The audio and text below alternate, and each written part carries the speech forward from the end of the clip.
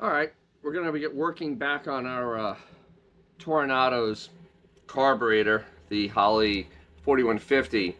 This isn't really going to be a rebuild video. I'm going to go through aspects of rebuilding it because it's going to go on the car. You know, part two of this is actually getting it on the car and getting it running because this is the first time that car is going to run in, I think, 3 years.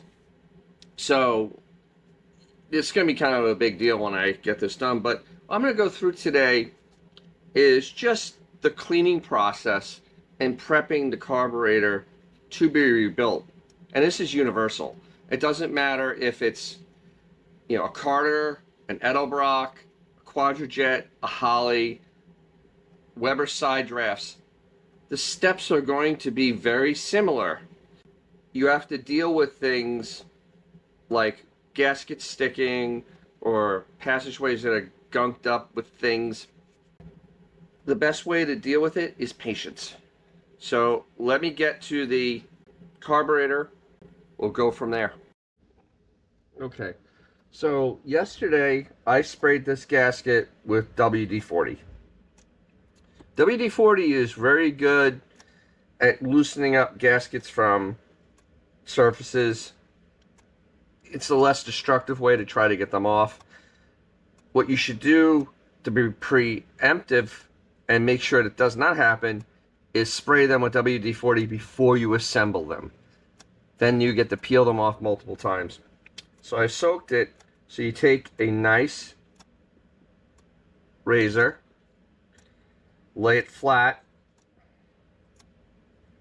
and just slowly work it underneath. You don't want to score the aluminum. So the last thing you want to do is mess the aluminum up.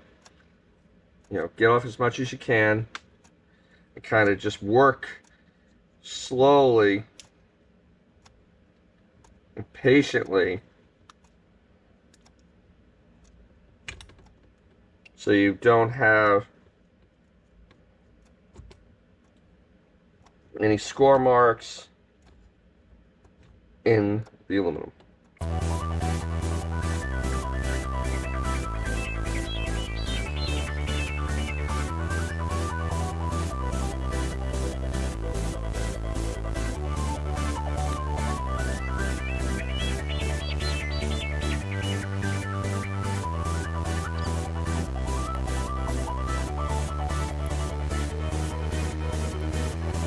All right, so it's clean, and you may see a couple little scratches. That they're not deep. You can't, as long as you can't get them with your fingernail, you're good. And you go back over and just kind of make sure, because you don't really want anything. See, that's staining. You just don't want anything high to make the gasket not sit flat. Okay, so that is done. Get all this. Pieces of gasket which go everywhere. Put that away. Okay, so now we've cleaned it. We've cleaned the gasket off. So what I like to do at this point is get you just regular carburetor cleaner. So I like doing this. I don't like especially an aluminum one. I don't like submerging them in cleaner, especially when they're not that bad. This one is just gumped up from being sitting, and just go into anything that's a passageway, and it looks like a passageway. Clean it. Try to clean the whole thing off. The gas was very, very sticky in this, so I just want to make sure that's good and clean. Same on this side. Can't use too much. And this is pigment on the bottom, so you can do it on your bench. This is like the neatest way, the nicest way you can do this. So then we have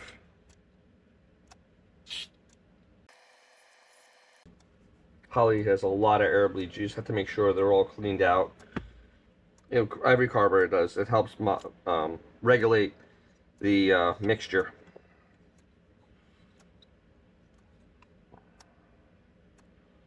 So Okay, so this top section is very clean. Okay, the metering block. This is a good gasket. It's a blue gasket. It didn't tear. I'm going to reuse it.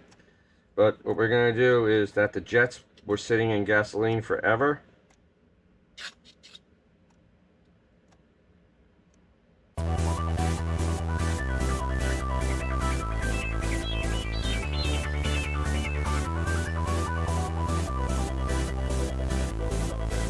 Today I went and I polished the outside of it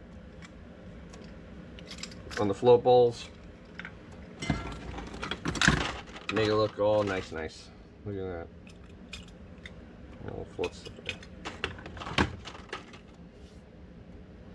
Okay. It's clean. Start reassembling. So here, the owner bought me this gasket set from God knows where. So we're just trying to find the gasket that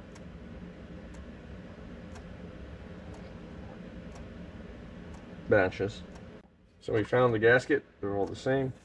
Just do this.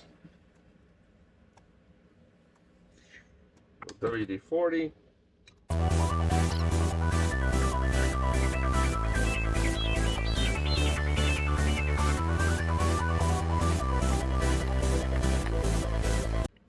So not to bore you with putting screws in, but I'm just going to show, with anything that's aluminum or just anything that needs to be torqued down, always go in a star pattern first or last. But this is how you get your final torque. And you go in these two right here to make sure it doesn't get tightened down unevenly. So it's really good and tight. You see, and by doing this, and I have the main part of it together, so now I can work on, easily work on the secondary vacuum, which I'm kind of not really wanting to touch because honestly,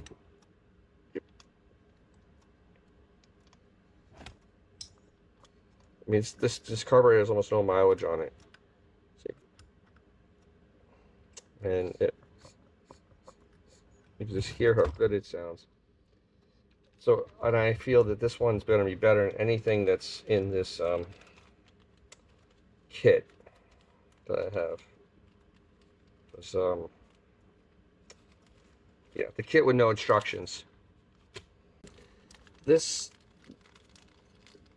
I will use these needles and seats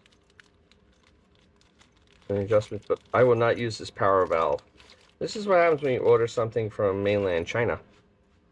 There is no numbers on this. I have no idea what number this power valve is. None. It doesn't have a digit on there at all. Maybe a 6.5. I'm not sure. I'll leave the other one on there. Like I said, the carburetor doesn't have a lot of mileage on it, but it sure as heck just sat. So anything that get gummed up from sitting will just change.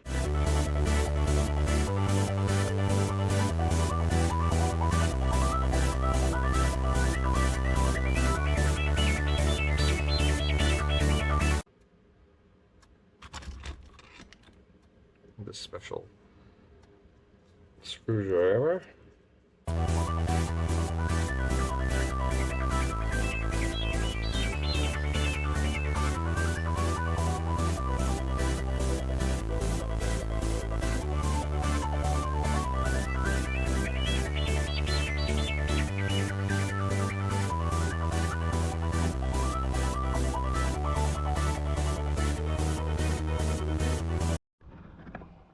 It's complete now.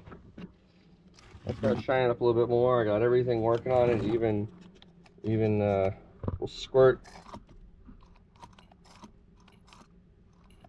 from the accelerator pump because I put some WD-40 in there to test. Everything is pretty clean.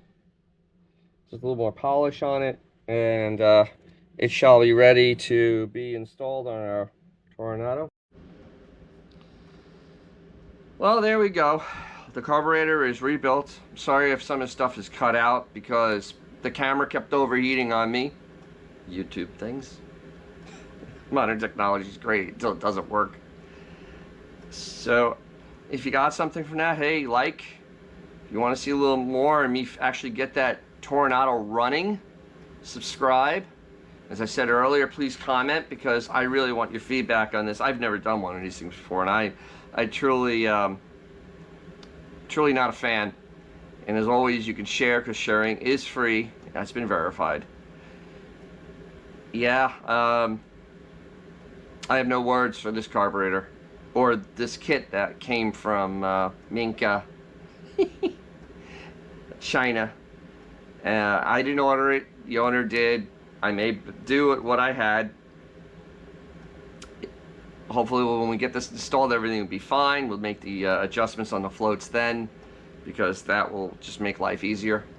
And as always, if you have a nice old classic car or something really fun you like to drive, take it out. You'll make someone's day, maybe even your own. I'll catch you down the road.